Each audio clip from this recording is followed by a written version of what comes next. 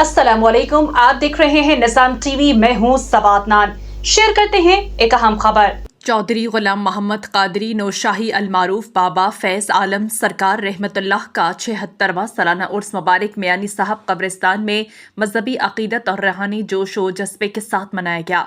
उर्स की तकरीबात का आगाज़ तलावत कुरान पाक से हुआ, जिसके बाद बारगाह रिसालत सल्लल्लाहु अलैहि वसल्लम में नात ख्वानी पेश की गई। इस मौके पर महफिल इस्तिमा का खुसूसी एहतमाम किया गया, जिसमें कलामी सूफिया पेश किया गया। महफिल के दौरान मुतादिद अकीदतमंदों पर वजद व कैफियत तारी हो गई और फिजा जिक्र अस्कार से मुअत्तर रही। उर्स की मरकजी तकरीब में सज्जाता नशीन पीर गुलाम आजम नौशाही कादरी ने खुसूसी शिरकत की, जबकि खलीफा आबिद हुसैन, खलीफा अब्दुल खालिक जिलानी, खलीफा आबाद अली, खलीफा मिर्जा दिल खुर्शीद, खलीफा खालिद परवेज समेत दर्जनों खुलफा मुरीदैन और अकीदतमंदों ने हाजिरी दी। तकरीब के अख्ताम पर शुरका के लिए लंगर का वसी इंतजाम किया गया, जिसमें दूर दराज से आए हुए ज़ायरीन ने शिरकत की और दुआ में मुल्क कौम की सलामती, अमन और खुशहाली के लिए खुसूसी दुआएं मांगी गईं।